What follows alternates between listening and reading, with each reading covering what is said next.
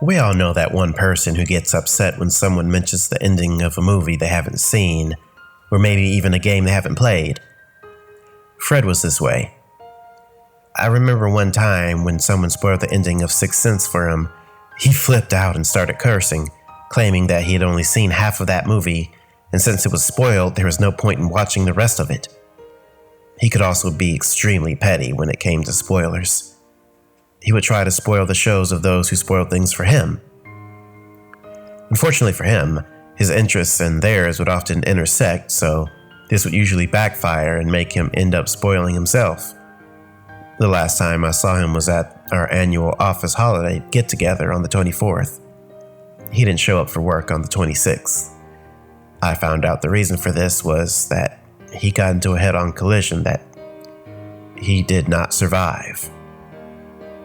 The empty beer bottles found in his car made it clear what he had been doing while driving.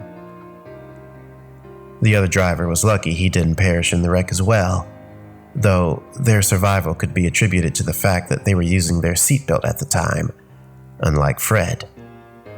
While I can't say we were inseparable, his passing did sadden me greatly. I attended his funeral on the 2nd. During it, everyone was speculating why he would do something so foolish. It wasn't like him to be that irresponsible. We figured that something must have made him distraught enough to do such a thing. What exactly caused that, we didn't know at the time. I got the answer to this question sometime later during the warmer months. I had gotten home, having finished a long work week. I was looking forward to spending the weekend catching up on some movies and shows I had put off watching for a while. I hadn't been getting much sleep, which meant that I was only able to watch a little over an hour's worth of my favorite show before I realized that I needed to go to bed. My deep slumber was interrupted by me feeling a deeply cold breezer run across my body. I was going to dismiss this when I remembered that the AC was supposed to be broken. Seeing as how it was June during that time, a draft as the cause for cold air didn't appear plausible. Out of curiosity, I checked the vent in my room only to find that no air was blowing out of it. Going downstairs caused me to be met with an even greater chill than before. I've been in walk-in freezers before, and what I felt then made them seem warm by comparison. Checking the AC showed me that it was indeed still broken. I was puzzling over what could be causing the phenomenon when I heard speaking coming from behind me. Hank. The voice immediately sent chills down my spine. I could almost recognize it, but not quite. "Who's there?" I replied, quickly turning around. I didn't see anyone at first. Something, or rather someone, began materializing in front of me. Had the wall not been behind me, I no doubt would have fallen back in shock. On the other side of the living room was a man who looked incredibly disfigured. Even from where I was, I could tell that he must have suffered a horrific accident of some kind. His forehead was partially split open. I could see cuts all over his body. Some of his bones were even sticking out in different places. He shouldn't have even been alive with those injuries, let alone able to move. What unnerved me the most about him, though, was the fact that he apparently knew me. The answer as to how he did was something I could live without. I dashed to the front door and unlocked it. I was only able to open it a couple of inches before it slammed closed as if someone on the other side had yanked it shut. I looked back to see the man with his arm outstretched and pointing. Try as I might, reopening the door wasn't happening. The man kept repeating my name. Each time he did, his tone conveyed that he was getting progressively angrier. When he was up close, I could see that his eyes were full of rage. Not only that, they looked familiar to me amidst all his disfigurement. Before I could even scream, he grabbed me by the throat and lifted me. His grip was so powerful, my breath wouldn't go out. Mercifully, he freed me of this pain by releasing me via throwing me across the living room. I groggily climbed to my feet, using my couch for support. The man pointed to my couch and waved his hand to the left, causing it to move in that direction and stopping when it slammed it against the wall. Not only was I worried about the fact that the man had telekinetic powers, I was also worried about the damage done to the house since I was renting it. The next thing I knew, he had brought some old cabinet and fridge handles from the kitchen that I hadn't gotten around to throwing away. He used this along with some nails I had to pin my arms and legs to the wall. My deposit, I thought, getting a sinking feeling in my stomach when I heard the wall splitting from the force of the nails. I focused my attention back on the man who I think was smiling at me. It was hard to tell through his injuries. Hank, at last, I can pay you back for what you did to me. His face was right in front of mine. I could smell equal parts iron and rotting flesh on his breath. Fighting back the urge to puke was difficult. I managed to get out a question without vomiting. Who are you? You don't remember me, Hank. You were at my funeral. Wait, Fred? I stared in disbelief. How are you here? How is this possible? You'd be surprised at what rage can do to someone after death. Rage? Over what? Over what you did. Me? What the hell could I have done to make you end up like this? You don't recall what you said. The anger in his voice frightened me even more than it had previously. It wasn't louder. In fact, it sounded very leveled, as if he was fighting back the urge to rip my head off. The last we talked was a while ago. What could I have possibly said that makes me responsible for how you are now? You spoiled the ending of Borderlands 2 for me. My mind flashed back to the get-together.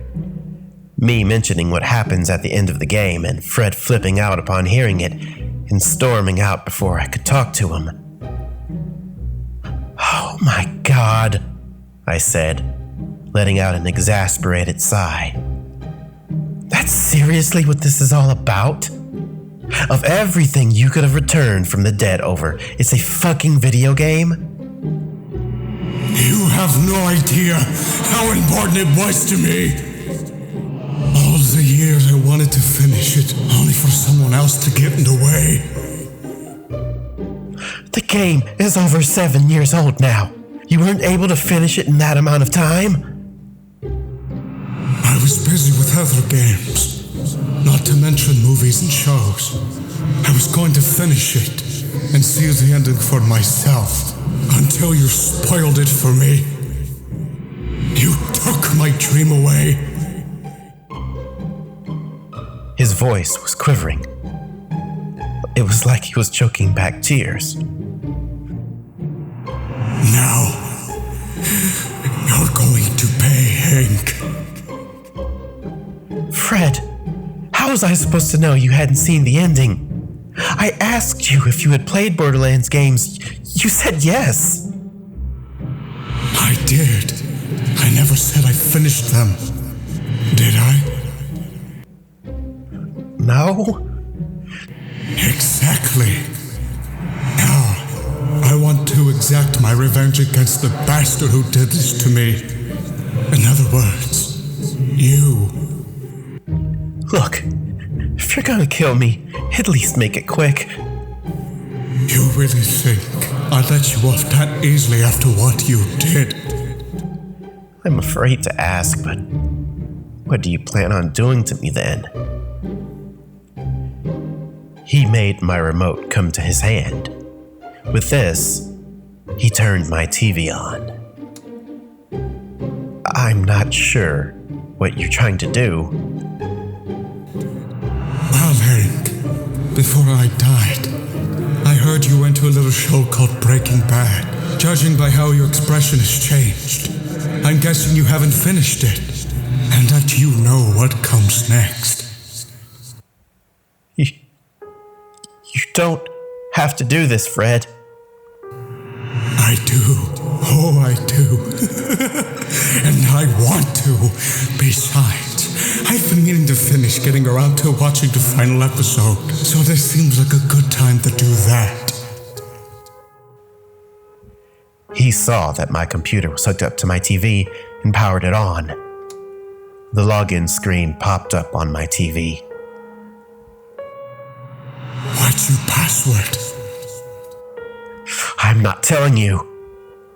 He turned around, glaring at me. If looks could kill, I had no doubt I would have died in that instant. You will tell me. I'll put you through hell. Even though I was scared, I still refused. I was on the last season. I couldn't risk having it ruined for me. Fine, if that's the way you want it. With his powers, he pulled my books off their shelves. They came flying in my direction, hitting me in the stomach. Tell me your password, Fred growled. Never! I managed to say through pained groans. No matter what you do to me, you'll never get it. It sounds like a challenge. Very well. I'd be happy to oblige. He put his hand up, placing it on my forehead. I was about to ask what he was doing when a flash of light washed over us. When it faded, I was surprised to find myself driving a car. The hell? What's going on? How did I get here? I tried looking around only to quickly realize I had no control. However, I still had my sense. Fred began laughing. When the smell of beer hit me, I knew where I was. Scared, Hank? I heard Fred ask from inside my mind. I wasn't able to move my mouth, yet somehow I could answer him. Fred, don't do this, I pleaded. I'd be more than happy to after you give me what I want. I weighed my options and mentally prepared myself for what was to come. Another car's headlights flashed in front of me. Fred's car smashed into it, sending his body through the windshield. I felt all of it. I could feel the force of his car slamming into the other one. I could feel every cut and gash as his body was going through the windshield. It was like everything was in slow motion. The last thing I felt was the pain brought on by his face smashing onto the other car's hood and his neck breaking. There was another flash of light and I was back in my living room.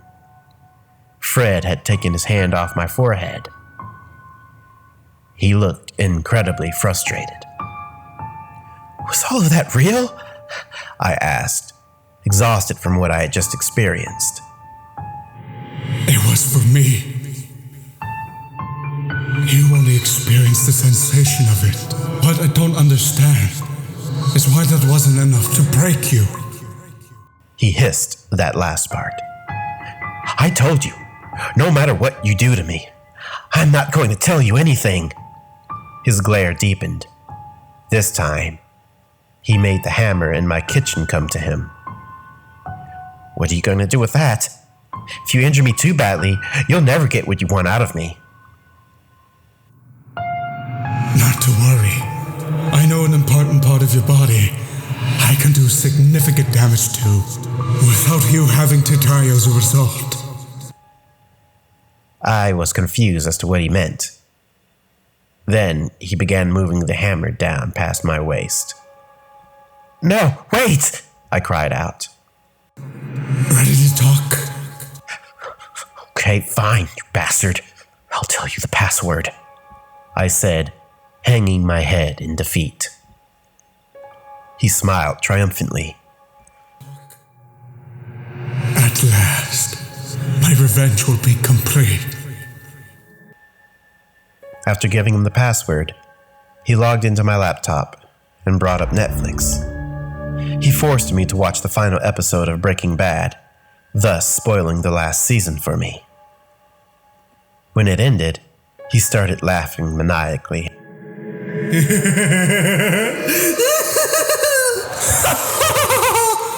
"Damn it, Fred. You got your revenge. Now leave me alone already," I shouted. Not yet. I still have time before I need to go back. "To where?" That I can't say. You'll find out soon enough when I take you there. "What? I thought spoiling the ending of Breaking Bad for me was your revenge." No, Hank. That was only part of it. Your spoiler caused my death. So I'm going to return the favor. Now let's see what we have to watch. Oh, I've been meaning to finish these series. I had to think of some way to get out of my predicament. I noticed something before. Whenever he got angry, it almost seemed like it was hurting him. He had brought up the movie Harry Potter and the Half-Blood Prince. This is my favorite series of movies, you know. Really? Have you read the books? No, why? If you did, you'd know that Snape kills. When I finished speaking, his eyes filled with shock. No, you spoiled it for me! He said, screaming loud enough to shake my house. Everything in my living room was levitating towards him. The only reason I didn't was due to my restraints. I could see pale yellow light shining from his eyes, ears, mouth, and nostrils. His raged yelling grew louder. Soon, it got to be too much for him. He exploded into another flash of blinding light, which damaged my TV screen and wall, but also luckily damaged my restraints enough for me to free myself. Upon the light clearing, I noticed that Fred was gone. What scared me almost as much as what I had gone through was how I was going to explain the damages to my landlord. Somehow, I found it doubtful that listing a ghost as the cause would be a suitable excuse. All this because I accidentally spoiled the ending of Borderlands 2 for Fred. I was thankfully able to have the damages repaired without him knowing. I had a lot of favors around the office. A co-worker of mine I covered some shifts for knew a guy who helped me. Although the damages were repaired to my things in the house, it was a different story for my psyche. I had recurring nightmares about seeing Fred. In them, I would always experience Fred's car wreck again. I was so relieved when he finally stopped. I know most people hate spoilers. Goddamn, though, I didn't think anyone could hate them that much. Now, I'll have to be more careful when talking about certain media, or else some other petty asshole might haunt me.